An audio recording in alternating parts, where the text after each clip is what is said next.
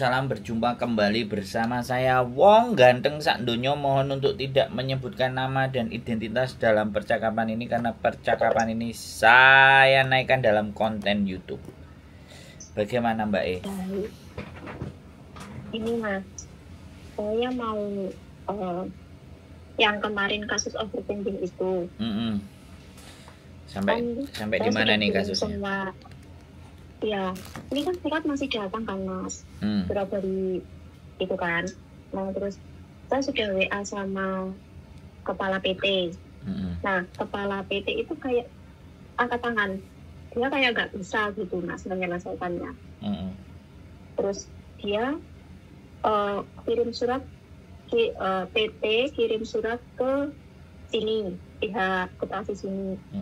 Tapi itu katanya lama, untuk masalah ini lama gitu loh. Dan saya kan bilang gimana kalau kemungkinan buruk terjadi sama PMI gitu kan. Soalnya kan ini kan kasusnya banyak gitu loh Mas. Dan saya mewakili teman-teman gitu kan. Terus katanya saya jamin tidak gitu kan. Nah saya jamin tidak itu kan satu majikan kan nggak sama gitu loh Mas. Ada yang majikan baik, ada yang majikan kurang baik gitu loh. Menempati kalau ada majikan yang kurang baik kan ya selalu stop gitu loh Mas, maksud saya. Terus solusinya Mas Andro gimana? Sampean sudah mediasi, sampean sudah semuanya, tapi PT tidak memenuhi keputusan. Baik ya. Nah, yang balik ke BP2MI dong. Dikejar BP2MI-nya. Ya, saya sudah WA ke BP2MI. BP2MI bilang mau mengkonfirmasikan dengan pihak PT. Terus? Gitu.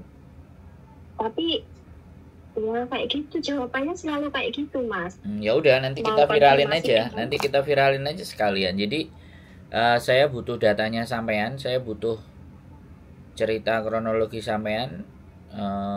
Dan bukti rekaman sampean mediasi pun nggak ada, adanya cuman surat perintah tadi. Nanti mungkin akan saya print.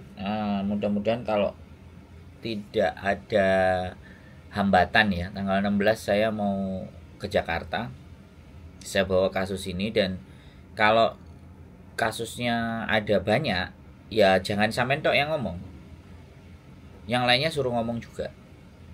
Karena kalau satu orang ya nggak ada kekuatan, nggak ada power.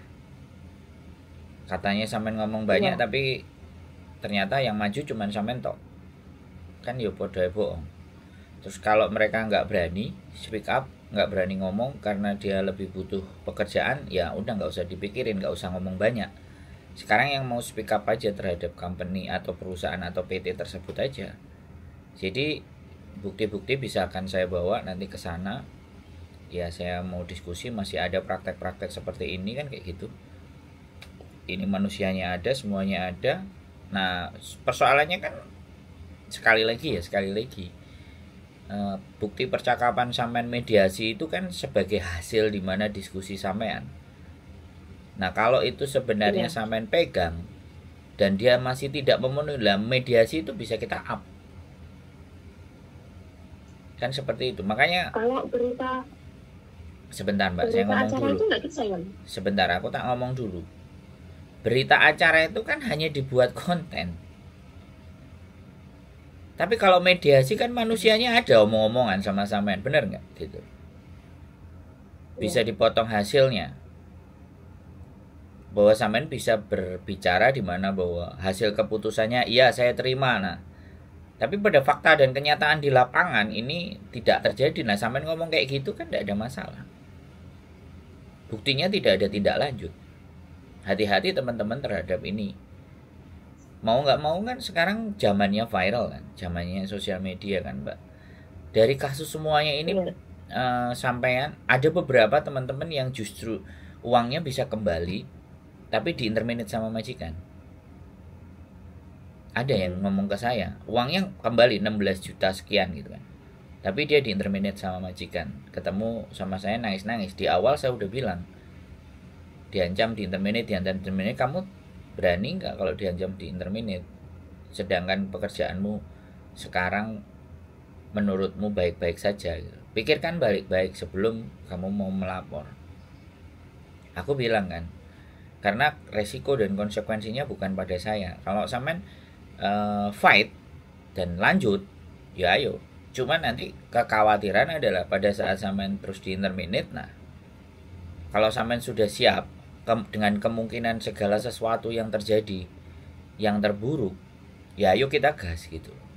Saya sudah ngomong lagi, jadi punya sampean masih belum, pernyataan sampean belum kelar, sampean belum beres, nomor sampean sudah saya kirim ke BP2MI, besok tak kirim lagi pokoknya. Selama sampean masih komplain, saya masih ngirim lagi, tapi ya usaha saya hanya sebatas bisanya begitu. Gitu loh. Nah, sampean nggak ada bukti rekaman. Makanya kenapa beberapa teman-teman itu ketika berbicara dengan saya saya ulangi lagi ya sama sampean ya sekarang, karena itu adalah kekuatan kita untuk kalau mereka mungkir gitu loh. Nek surat itu kan nggak berbunyi.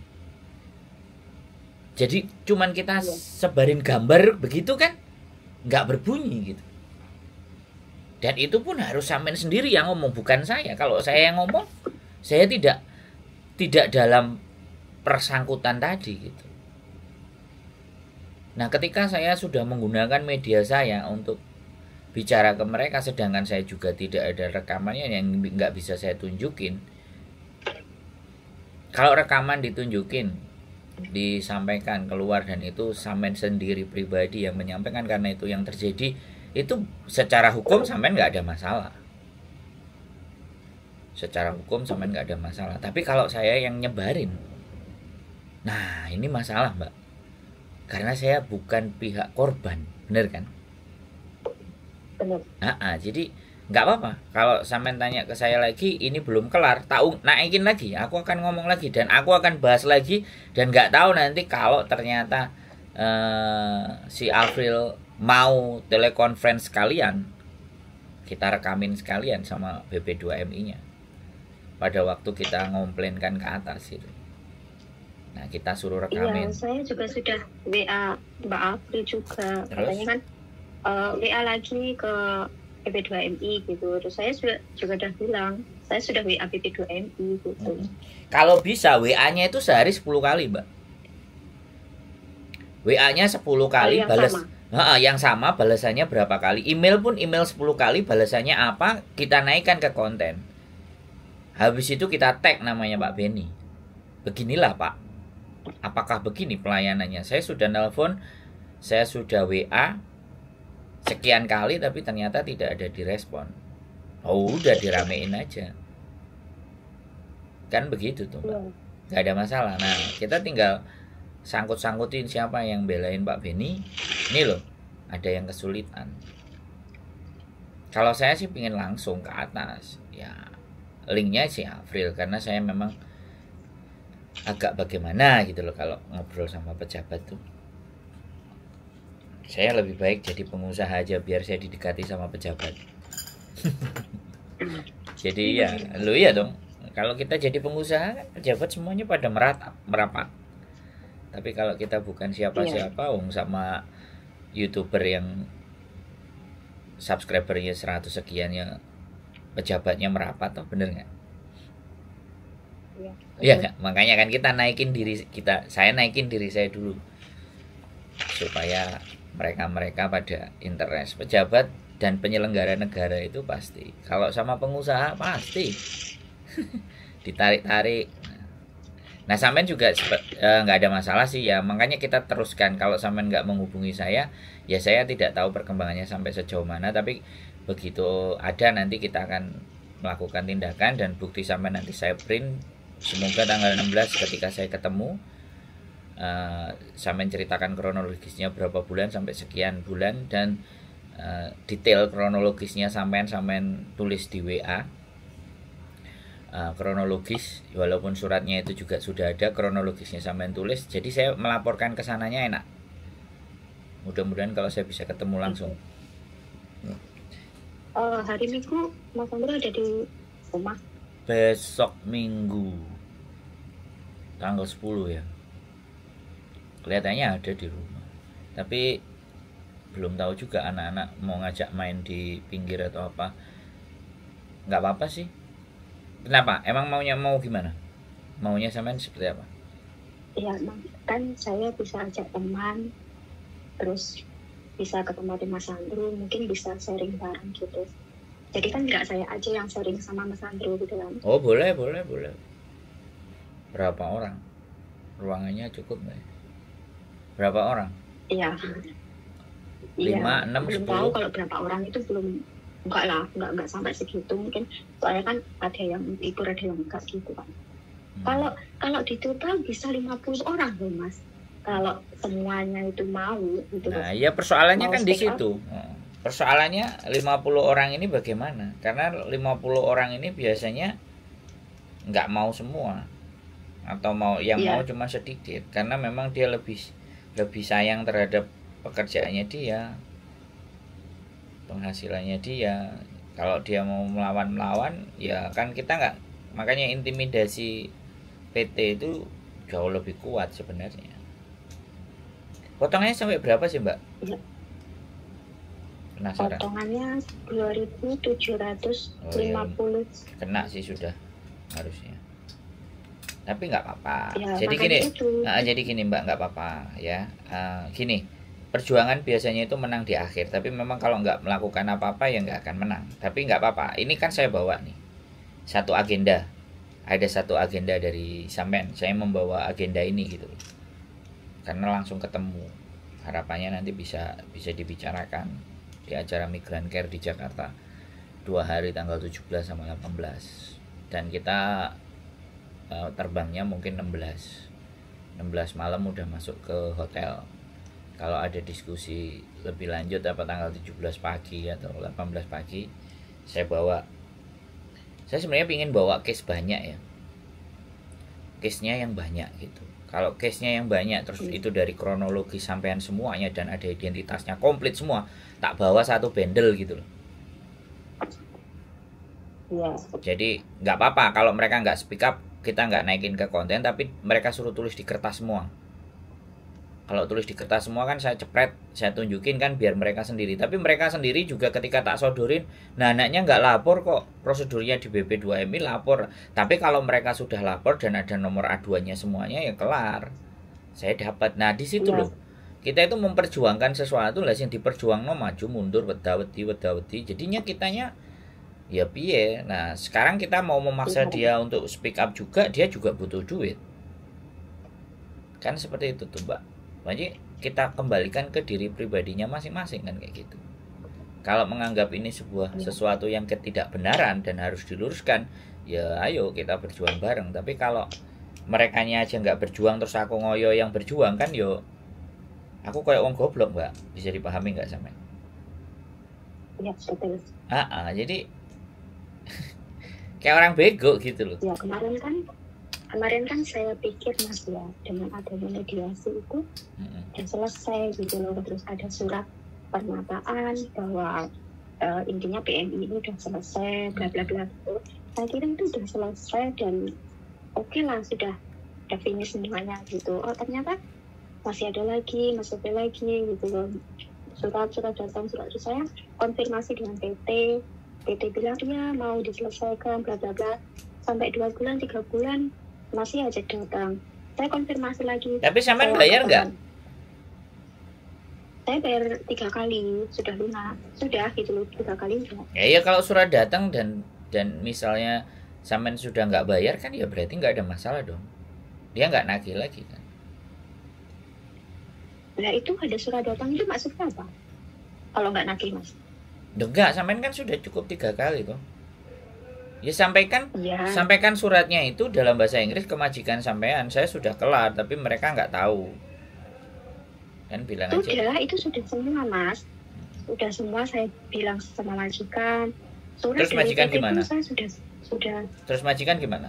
Ya kalau majikan saya ya orang nggak tahu ya Mas ya di luarnya oke intinya oke lah gitu, no problem. Tapi kita itu nggak tahu belakangnya gimana. Sekarang nggak usah gini, nggak usah mikir belakangnya. Dia sudah bilang oke, ya sudah selesai. ya sudah nggak usah dibayar. Kalau sampean sudah cukup bayar 3 kali ya sudah kelar gitu loh. Yang penting kan suratnya ada. Iya. Sampean was-was dan sampean takut. Nanti kalau sampean misalnya suatu saat kemudian di interminate, ya sudah kita viralin sekalian gitu. Ya, nah, apa alasannya? Antisipasi. Apa alasannya interminate gitu loh. Kan intinya sampean sudah bayar 3 kali kan sudah selesai, walaupun ditagih, tapi kan majikan juga sudah ngerti, terus tidak ada yang intimidasi ke sampean, tidak ada yang teriak-teriak, tidak ada tukang tagih yang datang dan semuanya ya sudah. Kalau suratnya masih datang, kalau sampean kotak box sampean sudah ambil duluan ya sudah. Tapi kalau majikan yang ngambil ya nggak apa-apa, yang penting majikan sudah diinfokan bahwa urusan Indonesia udah kelar. Kalau ya, sampean gini Mas, pernah beberapa bulan yang lalu itu majikan yang mungkin penasaran lah ya, surat apa ini gitu. Terus dia bilang sama agent, dikira saya utang bank di sini. Soalnya kan ada surat penagih yang datang gitu kan. Terus agent telepon saya, wah marah pokoknya. Berbagai macam omongan itu masuk semua kan. Terus ya saya jelasin sama agent kalau begini gitu. Terus agentnya, saya nggak mau tahu ya, pokoknya ini kamu selesaikan secepatnya karena majikan di SMS setiap hari dengan banknya, bilang gitu kan. Terus saya konfirmasi lagi sama majikan apakah benar di SMS, di majikan bilang enggak gitu kan. Terus ya problem ya was-was kayak gitulah Mas, maksudnya antisipasi ke depannya gitu. Yang penting hubungan sampean dengan majikan itu nggak ada masalah, selesai sih sebenarnya menurut saya. Dan sampean sudah bisa menjelaskan ke dia dan sampean tetap bekerja dengan baik dan benar, saya rasa majikan sampean tidak akan merasa dirugikan apapun gitu loh. Menurut saya sih. Jadi nah makanya jaga itu ya. Tapi kalau sampean masih tidak terima ya udah kita ngomong aja gitu loh, kita sampaikan ke atas. Kalau saya sih orang yang di pihak di luar, dan bagi saya juga saya membantu untuk menyampaikan ke atas itu tidak menjadi persoalan. Intinya kan sebenarnya di situ. Jadi ketakutan dan prasangka yang terjadi itulah yang menyebabkan sampean merasa tidak tenang dan menganggap persoalan ini juga belum kelar, padahal sampean juga sudah cukup bayar 3 kali, selesai kan ya sudah. Kalau tagihannya itu terus saya tanya, tagihannya akan datang sampai berapa kali perjanjiannya mereka? Enggak tahu kalau itu. Loh, sampean yang tanda tangan perjanjiannya sampai berapa kali? 6 bulan, 7 bulan, 8 bulan kan kayak gitu tuh. Kalau sudah lewat 6 bulan ya suratnya pasti akan berhenti dengan sendirinya dong. Benar. Itu nggak ada perjanjian itu loh Mas. Lah kalau nggak ada perjanjian terus aku piye menelusuri berita acaranya sampean itu? Loh enggak, gini loh, sampean perjanjian waktu di PT itu berapa kali bayar gitu? Oh, 6 kali. Nah sekarang sudah suratnya datang ke berapa kali? Ya udah kesekian 10 ada. Perjanjiannya 6 tapi suratnya datang sampai 10. Sampean kumpulin semua enggak? Ada semua. Oke, kalau sampean kumpulin semuanya nanti ke tempat saya, atau sampean kopi ya. Sampean kopi semuanya 10-nya, sampean kopi 10-nya, sampean kopi amplopnya juga. Iya. Nanti tak bawanya ke sana. Tak bikin laporan. Makanya itu yang saya belum paham itu, kenapa surat masih datang padahal kan mediasi itu kan sudah ya gitu gini, sampean bertanyanya jangan ke saya dong, boleh nggak saya ngomong kayak gitu? Sampean ke sayanya kita diskusi, oke ya. Makanya sampean kirim lagi BP2 ke BP2MI sampai 10 kali dengan WA yang sama, foto semuanya yang sama, semuanya. Habis itu ketika sampean kirim berkali-kali dan email berkali-kali misalnya, baru di situ kita akan konten. Sampean sudah ngirim berapa kali? 10 kali. Nah, kita tunjukin. Nah, tapi tidak ada respon. Nah, kita tinggal tag aja Pak Beni. Kan sosial medianya Pak Beni juga ada, Facebook itu. Masukin aja ke sana info. Coba lagi gitu loh. Pak, saya sudah telepon nomor sekian, aduan sekian, nomor sekian, tapi tidak direspon. Besok kirim lagi. Besok lagi kirim lagi. Besok lagi kirim lagi. Kalau sampean bicara ke saya misalnya, kayak buang-buang waktu aja semuanya. Enggak, Indonesia kan harus begitu, Mbak. Memperjuangkan sesuatu kan kita harus berulang-ulang kali tuh, bener nggak? Saya cuman ngasih gambaran ya, sosial media itu kalau perlu langsung, kalau bisa di statusnya beliau langsung naikin ke statusnya beliau, pasang tag, di tagin 10 kali 30 kali kan baru dia akan ngerespon, apa ini kok di tag berkali-kali saya. Bisa dipahami nggak, Mbak?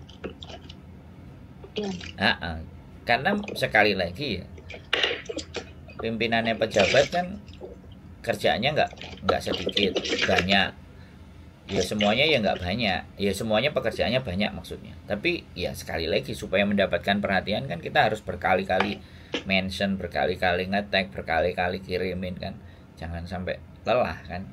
Ketika sampean diskusi lagi sama saya, solusi saya hanya begitu, dan kemungkinan terbesar akan saya bawa kalau besok ada pertemuan jadinya. Ini rencananya kan ada pertemuan dan ada 4 perwakilan atau 5 yang dari Hong Kong yang mau ikut. Nah itu akan saya bahas, saya bawa. Jadi fenomena yang terjadi nanti tak coba, itu pun ya aku nggak ngerti ya, ada kemungkinan saya teriak nggak di sana, ada kesempatan untuk bengok nggak di sana. Maksudnya kalau mewakili TNI. Ya sebenarnya kalau dibilang mewakili sih saya nggak berani bilang seperti itu ya, Mbak. Tapi kan beberapa anak-anak yang dari sini itu kan ada yang nggak bisa karena nggak dikasih izin sama majikannya tuh. Terus ada yang juga apatis ya, kemenyek gitu loh, wis kayak undangan gaya gitu. Bukan gaya yo. Gak gelem yo gak gelem, nggak usah koar-koar. Nggak gelem terus dikoar-koarno lah, sing menganggap orang itu yang butuh sama dia lah, nah kayak gitu itu loh, kan nggak asik tuh. Jadi kalau nggak bisa ya nggak apa-apa, nggak bisa, yang bisa yang bisa, tapi ya itu pribadinya orang-orang sih, silahkan menolak nggak ada masalah, tapi nggak perlu juga gitu. Iki loh, kue butuh aku lah, repot kan kayak gitu. Saya kan nggak seperti itu juga. Ini kan perlu diangkat, isu-isu seperti ini perlu diangkat dan harus banyak. Dan ketika ada nomor aduan di sini, saya membawa 5 surat mediasi yang deal, tapi ternyata masih ada, dan ini buktinya masih dikirimin. Dan ada berapa kasus di sini, saya punya 10 kasus, saya punya 11 kasus dari tanggal sekian mediasinya. Nah enak kalau pegang data kayak gitu kan, enak ngomongnya, Mbak. Bisa dipahami nggak? Iya. Jadi berjuangnya kita sama-sama kan. Kalau nggak pegang apa-apa ya kita cuman ngomong ya kayak gini, akhirnya nggak berani nyebut, nggak berani apa ya, nggak ada masalah sih menurut saya. Atau mungkin ketika sampean ada libur ya kan, di YouTube sebelah kan deket tuh dipasang juga fotonya BP2MI. Coba deh sampean bawa buktinya semuanya juga ke sana. Jadi kan dua hal, dari sini ya, dari sana iya gitu. Dari mana-mana, mana yang aksesnya cepat gitu. Siapa tahu dengan di sana langsung dia bisa telepon sama bapak kepalanya yang bersangkutan kan. Karena saya dulu prosesnya sama Mbak Wati ini, pas dia datang ke Palem-Palem, dia nunjukin semua datanya, langsung dia telepon stafnya, hari itu juga diselesaikan, Mbak. Besoknya udah ditransfer. Terus makanya saya langsung bikin konten, namanya Mbak Wati ini. Jadi seperti itu, Mbak. Kadang-kadang ya persoalan itu kayak gitu, butuh jembatan atau katalisator. Jadi sama juga bawa ke Kuntong, bukannya saya nggak bisa ya kan, semuanya punya kemampuan masing-masing gitu. Dia kan langsung aksesnya ke sana, telepon bisa.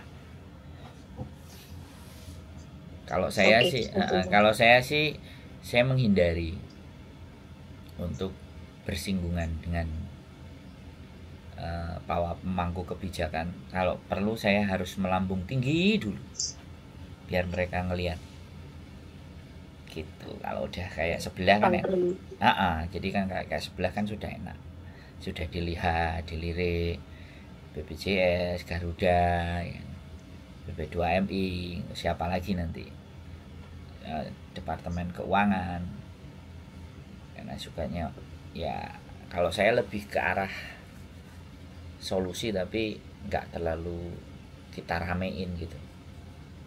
Yang penting diam-diam tapi ada solusi. Nggak harus rame-rame kiri kanan atas bawah. Tapi kalau memang terpaksa harus rame ya bagaimana lagi. Iya. Begitu Mbak E. Oke. Oke, ya samain kopi semuanya ya. Saya butuh itu semua. Baik. Untuk sebagai bahan. Ya, sehat selalu Mbak E ya. Matur sembah nuwun. Mohon dimaafkan saya belum maksimal membantunya. Waalaikumsalam warahmatullahi wabarakatuh. Oke teman-teman semuanya, overcharging yang belum kelar, masih surat tagihan 10 kali datang ke tempatnya Mbak E, dan ini memang harus diusut tuntas, dan seperti apa bagaimana nanti kita sambung ceritanya, dan mudah-mudahan kita bawa sebagai bahan untuk laporan kondisi kejadian yang ada di lapangan. Jadi bagi teman-teman semuanya yang kondisi di lapangan ya, artinya yang masih tidak sesuai dengan perjanjian, tidak sesuai dengan mediasi, tidak sesuai dengan angan-angan, tidak sesuai dengan ekspektasi, laporkan ke prosedur yang benar, dan nanti seperti apa dan bagaimananya kita akan bantu semampu kita aja. Dari saya itu saja, keep stay tune with YouTube channel and see you next video, bye bye.